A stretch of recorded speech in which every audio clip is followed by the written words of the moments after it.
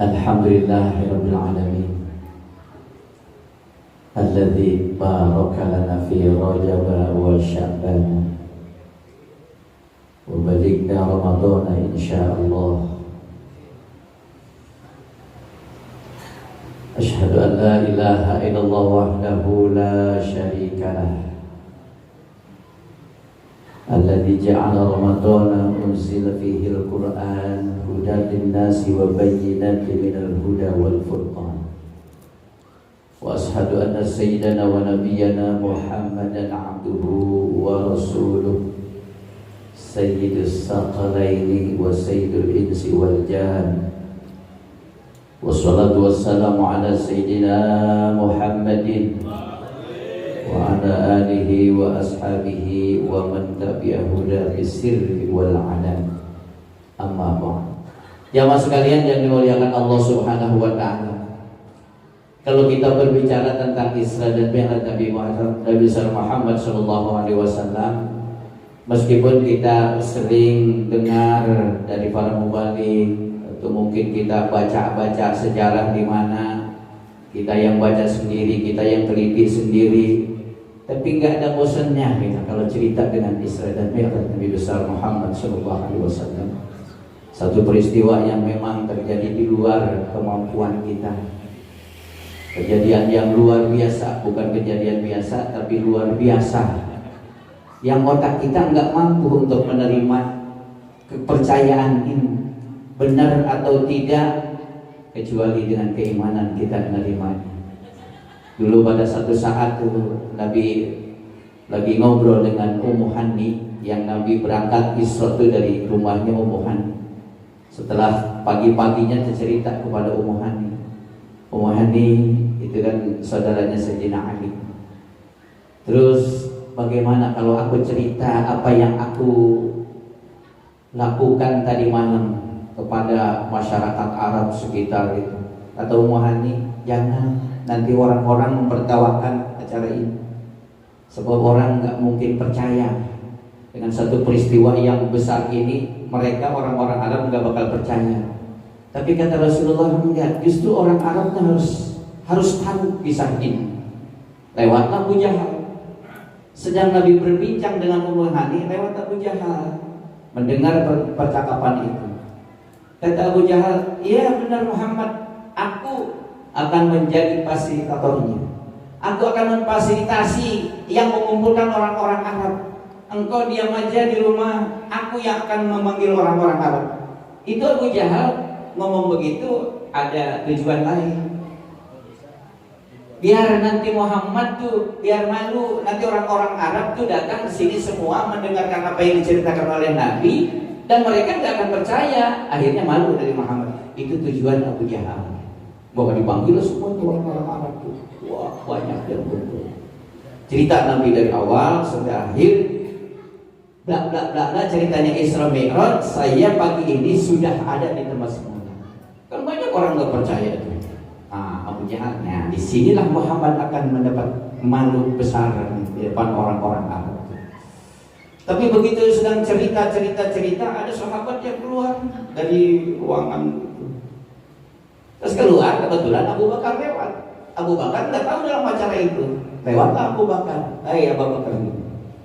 Muhammad tadi cerita tentang peristiwa Isra dan Mi'raj.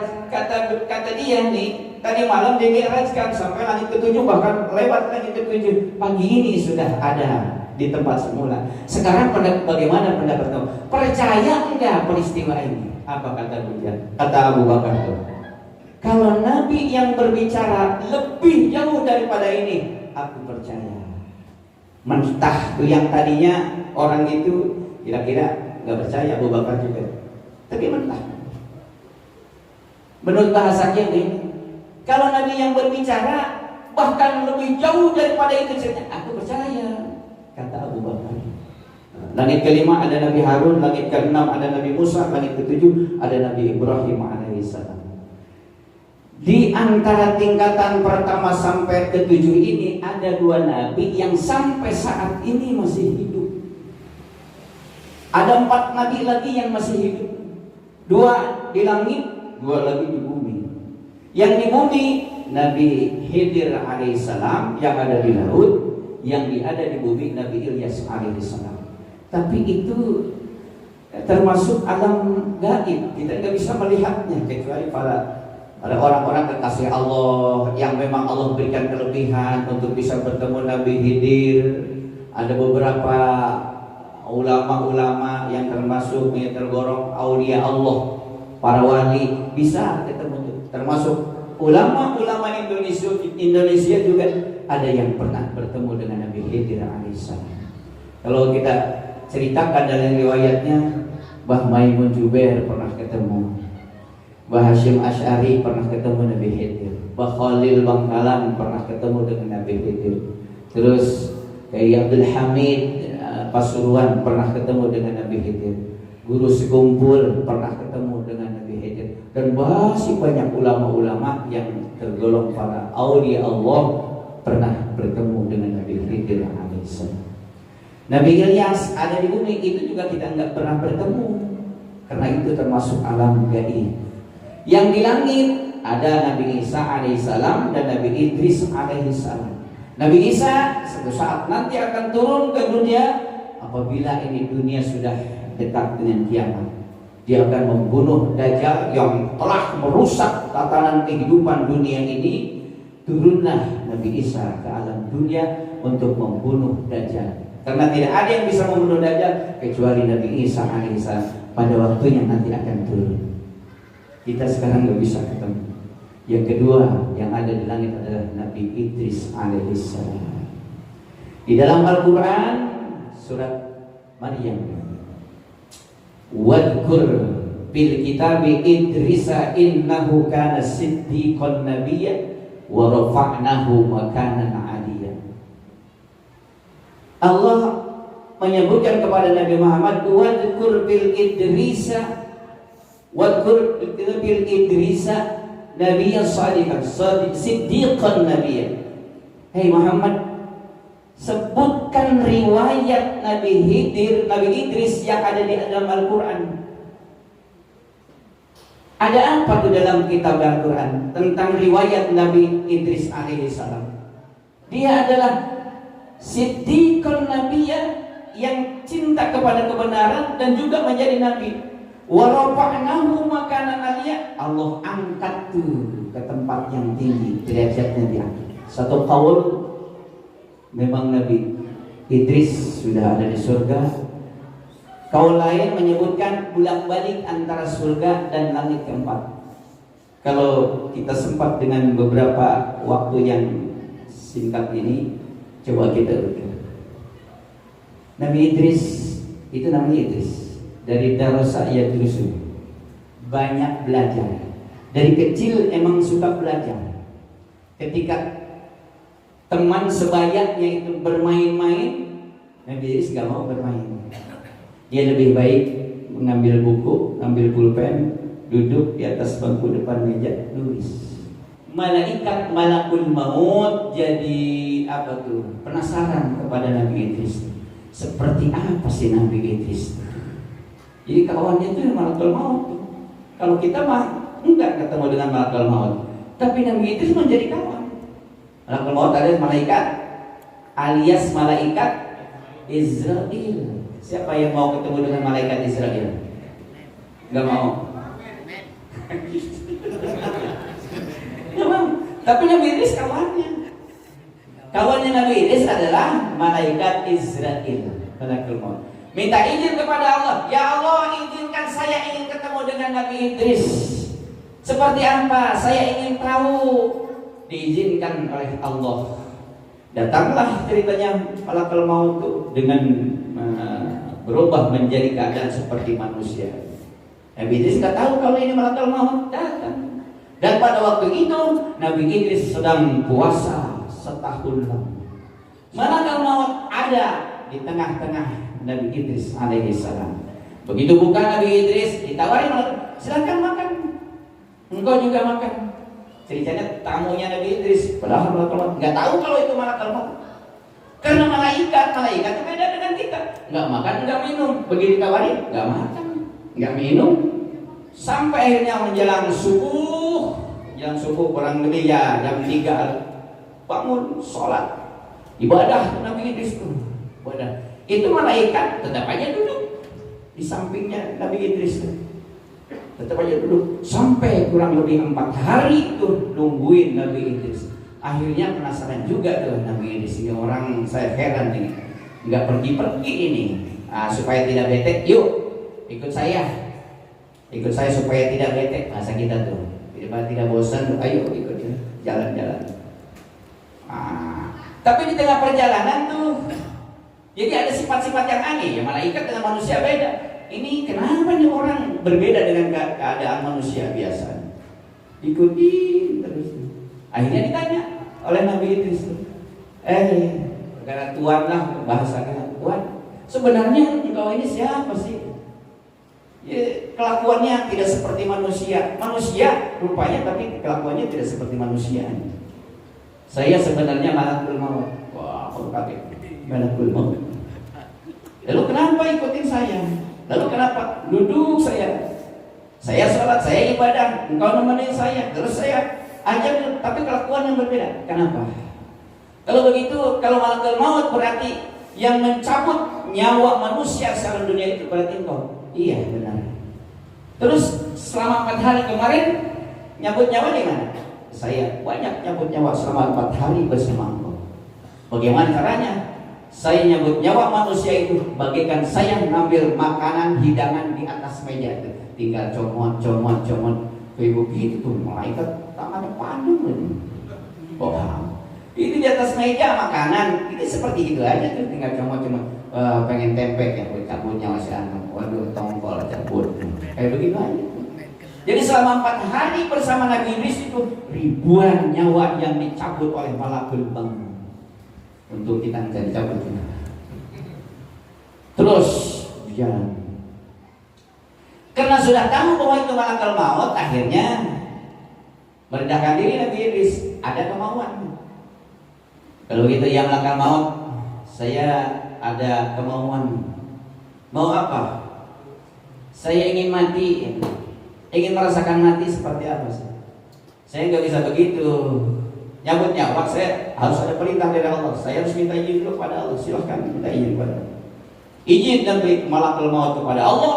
Ya Allah, Nabi Idris sahabat saya minta mati. Bagaimana kira-kira? Udah matiin aja. Cuma saya ada permintaan lagi malakul maut. Apa itu? Setelah saya mati, saya minta dihidupkan lagi. Dihidupkan lagi. Kalau begitu nanti saya minta izin lagi kepada Allah. Izin lagi, ya Allah, Nabi Idris minta dicabut nyawanya, setelah itu pengen hidup lagi. Udah, laksanakan apa kata Nabi Idris. Dicabut nyawa, bututut, kayaknya singkong, cabut, mati. Sudah mati, nangis tuh malaikat maut. Ya Allah, sahabat saya mati, saya nanti berteman sama siapa lagi? Ujukan lagi kepada Allah tuh usulan, ya Allah, mohon dihidupkan lagi Nabi Idris sahabat saya. Dihidupkan lagi oleh Allah itu. Ditanya oleh malaikat malakul maut. Ya Nabi Idris, bagaimana engkau telah merasakan kematian? Kalau engkau tahu sakitnya kematian, itu ada hewan sapi itu dikelet kulitnya hidup-hidup. Itu sapinya masih jalan tapi nggak ada kulitnya. Disiram air garam, disiram air cuka, sakitnya itu. Kalau dicabut nyawa itu alfamarrah, 1000 kali lipat sakitnya, lebih daripada itu.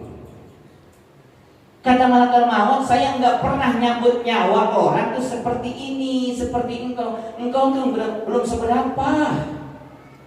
Engkau kasarnya masih bisa ngomong. Tapi yang lain, saya, apalagi orang kafir dicabut nyawanya, udah nggak asa-asa lagi, nggak tanggung-tanggung lagi, udah butut.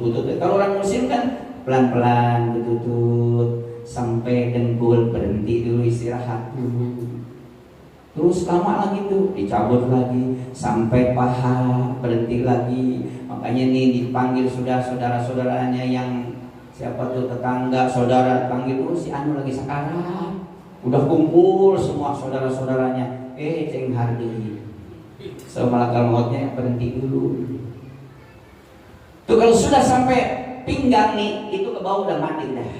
Dicubit gak bakal terasa dah. Mati kakinya sudah. Ditarik lagi oleh malaikat maut. orang muslim. Sampai di sini di dada dipanggil lagi kan saudara-saudaranya, si anu sakarat lagi. Bahasa orang mah nemen deui si eta hayu urang. Longok deui. Tangga saudara datang semua baca Yasin semua. Wah, ada istighfar rame terus. Di ruangan kecil bari harudang maca Yasin, maca zikir, maca itu, nu talkinan segala macam tuh. Istirahat deui, cenghar deui. Wah, cenghar deui si anu ge. Hayu urang balik deui. Balik. Nah, padahal istirahat, nyabutnya, cabut terus sampai tenggorokan, udah culak-tak. Dipanggil deh, sampai kumpul lagi tuh saudara-saudara tetangga-tetangganya. Itu kalau orang muslim yang dicabut nyawanya sampai akhir terus ke embun-embunan tuh. Pas nyabut itu kayak nyabut itu rambut di adonan roti. Tapi orang kafir beda lagi. Udah sekali kali butut. Nabi Idris tuh masih bisa ngomong, saya belum pernah nyabut nyawa orang sehalus ini. Tapi kata Nabi Idris, sakitnya itu sebagaimana hewan dikeret, dia masih hidup, hewan masih jalan-jalan, masih lari. Itu perihnya seperti apa tuh? Itu manusia disebut namanya al-bamarrah, kayak gitu, 1000 kali lipat daripada itu sakitnya. Na'udzubillah min. Kayak kita dalam doa itu suka Allahumma hawwin alaina fi sakaratil. Ya Allah, mudahkan kami dalam sakarat maut. Jangan susah-susah, udah kalau cabut-cabut aja udah. Tapi gampang. Senyum tuh matinya. Ada yang celana, ada yang melotot. Yang melotot gimana tuh? Dipanggil si anu melotot baik kumaha mudah-mudahan. Panggil si anu celana bae, paehna kumaha tuh supaya mingkem. Talian ge make anduk. Cek pamil. Ada lagi, itu Pak Amil tangannya ke belakang satu. Gimana tuh lempenginya? Bingung Pak Amil. Macam-macam itu orang. Mudah-mudahan kita tidak seperti itu. Itu dicabut, selesai, senyum, Pak Mentua senyum. Amin. Wajah Rasul jadi wahtim bi ahsani kita. Idza danal insiram wa hana hinul himam wa zada rusul jabin.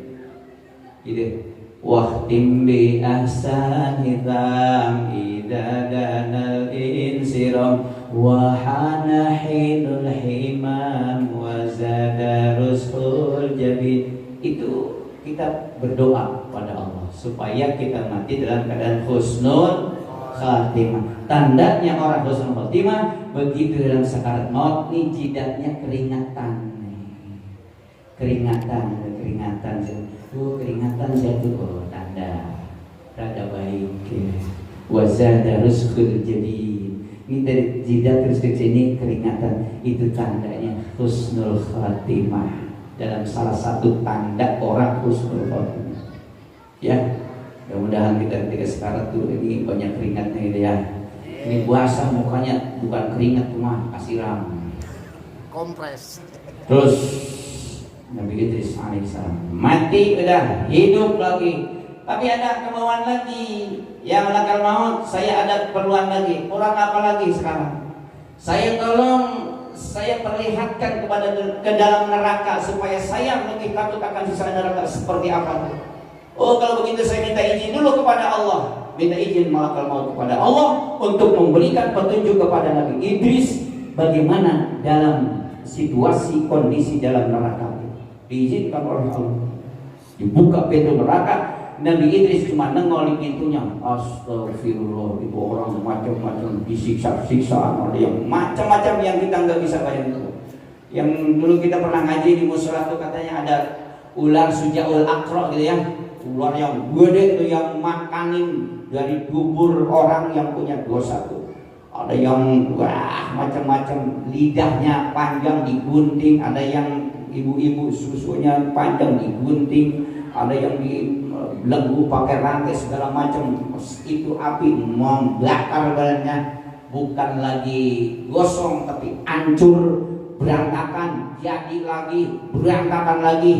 Badalnahum juludan ghairah. Kulitnya, dagingnya, tulangnya hancur, tapi ganti lagi tuh. Kayak ular udah tua, megar, ganti kulit, muda lagi.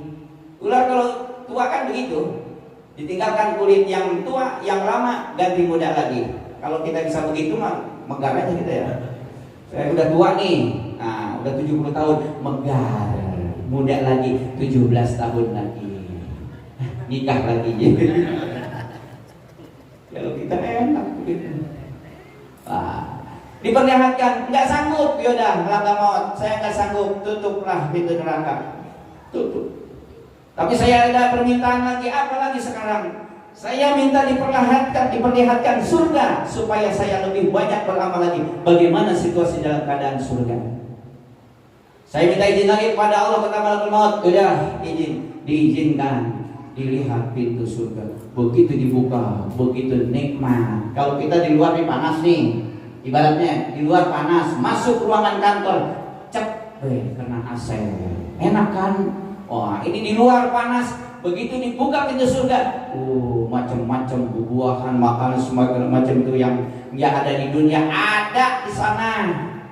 Terus lagi ini malah ngabekan deh bahasa orang mah. Saya ada permintaan lagi, malah kamu apa lagi sekarang? Saya bukan cuma ingin melihat keadaan surga, tapi saya ingin masuk surga. Wah, bikin repot. Apa ini ngabekan ini? Laporan deh malaikat kepada Allah Subhanahu wa taala. Ya Allah, kekasih saya, sahabat saya, bukan cuma ingin melihat surga tapi ingin masuk surga. Bagaimana ya Allah? Izinkan, udah, diizinkan. Masuk surga, masuk. Cuma sendalnya ditaruh di bawah pohon surga. Enggak boleh pakai sendal ke dalam surga. Kita naik masjid juga dibuka sendal kita. Nah, masuk surga. Dibuka sendalnya, ditaruh di bawah pohon surga. Jalan-jalan semaunya tuh di surga. Nah, cuma kata malaikat maut, jangan lama-lama ya, keluar lagi. Baik, keluar lagi. Udah terlalu lama, keluar. Cuma kata Nabi Idris, ya malaikat maut, sendal saya ketinggalan di surga. Saya minta balik lagi. Wah, repot lagi nih. Saya minta izin lagi kepada Allah. Ya Allah, Nabi Idris sudah keluar dari surga, tapi sendalnya ketinggalan di dalam surga. Dia pengen masuk lagi. Izinkan, izin lagi. Masuk surga. Mau ngambil sendal, ting sendal bakia, ting terumpah, ting sendal lili, merek berulang, sendal jepit. Wallahu a'lam. Pokoknya sendal Nabi Idris. Disuruh keluar oleh malaikat maut. Idris keluar, udah kelamaan. Terus dipanggil kayaknya nyaut nih. Idris keluar. Gak lama-lama keluar. Udah berapa kali dipanggil, saya nggak mau keluar. Nah, repot nih. Udah keenakan nggak mau keluar saya. Tapi kata Allah suruh keluar, enggak. Allah yang nyuruh juga. Gimana? Nah, Idris punya alasan karena dia cerdas.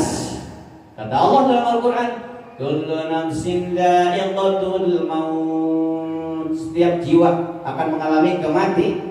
Setiap yang bernapas semua akan mati. Bukan cuma manusia, hewan, tumbuh-tumbuhan, semua akan mati. Dan saya sudah mengalami mati, kata Nabi Idris. Itu alasan saya begitu. Ada lagi kata Allah, wa in minkum illa waridhuha. Tidak ada sesuatu pun, semua manusia akan melintasi neraka. Dan saya sudah lihat neraka. Yuk, mau bagaimana coba ini? Lah iya.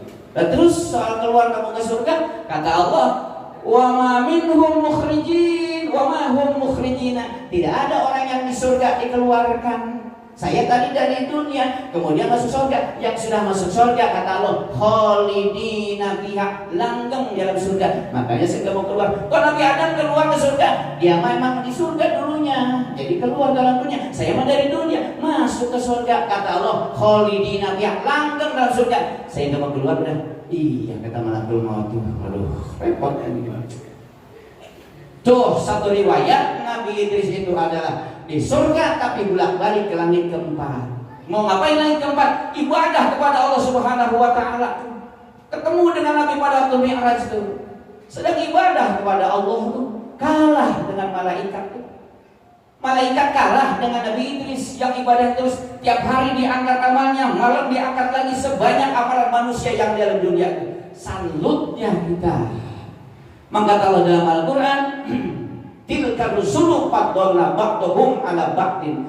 Sebagian rasul itu memang Allah berikan kelebihan di antara rasul-rasul yang lain. Kita memang tidak boleh membeda-bedakan mana nabi yang harus kita imani, mana nabi yang tidak harus kita imani atau setengah-setengah imannya. Kita semua beriman kepada nabi dari mulai Nabi Adam sampai Nabi Muhammad SAW. Jangan membeda-bedakan imannya.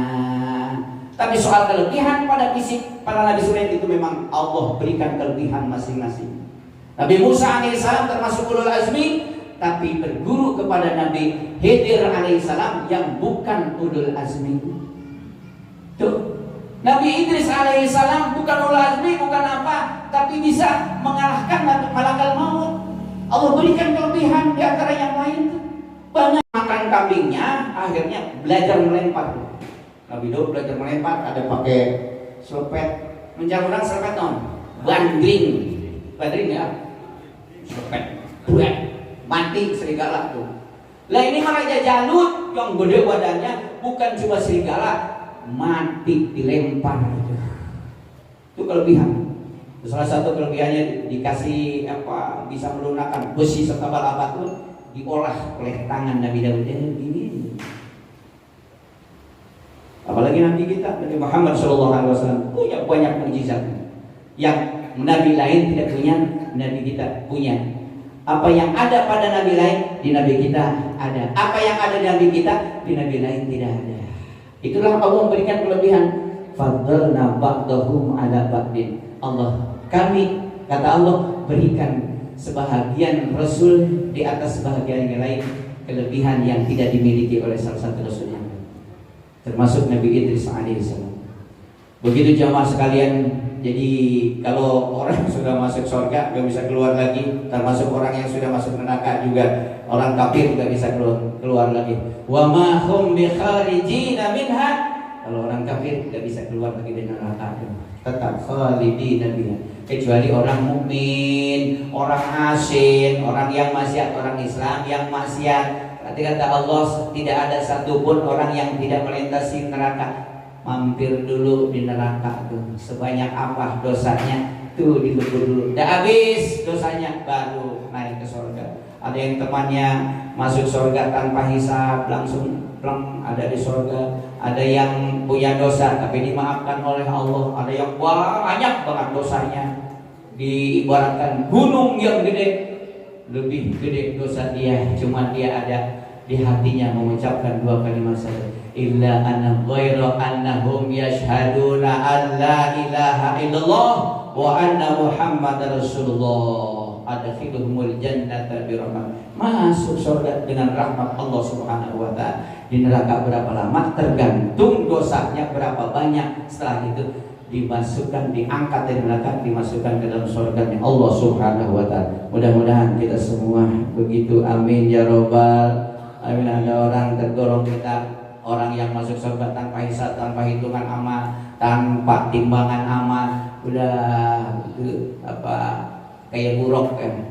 Sejauh mata memandang, tuh matanya lihat di sana, udah langkah ke sana. Kita lihatnya di ujung jembatan Siratal Mustaqim di sana, udah langsung. Mudah-mudahan kita kayak gitu ya. Tuh jamnya udah 10:30. Tadi ketua LPM berapa 10 menit, 5 menit. Saya mau kelebihan udah. Di sini aja. Yang jelas tawakufan yang dikemas dengan peringatan Isra dan Mi'raj Nabi besar Muhammad SAW.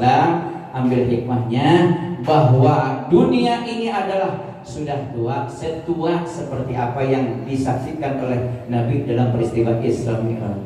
Seperti orang yang sudah bongkok, dunia ini sudah bongkok, udah banyak peringatan-peringatan gitu. Ada tsunami, ada gunung meletus, ada lagi angin topan, ada lagi tanah longsor. Nanti bukan sepotong-sepotong longsornya, topannya bukan selokal, terus tsunami-nya bukan lokal. Nanti akan semua terjadi. Sebelum terjadi begitu, kata Allah, fastaghfiru lidunubikum, segeralah kamu untuk memohon ampun kepada Allah Subhanahu wa taala dari dosa yang kita perbuat. Mudah-mudahan Allah mengampuni mengampuni dosa dan kesalahan kita. Amin ya rabbal alamin. Walaupun segini mudah-mudahan bermanfaat, ada peringatan buat kita. Mudah-mudahan bisa dibawa hasil manfaatnya, bisa kita amalkan dalam kehidupan kita, keseharian kita. Allahumma wafiq ila amin. Assalamualaikum warahmatullahi wabarakatuh.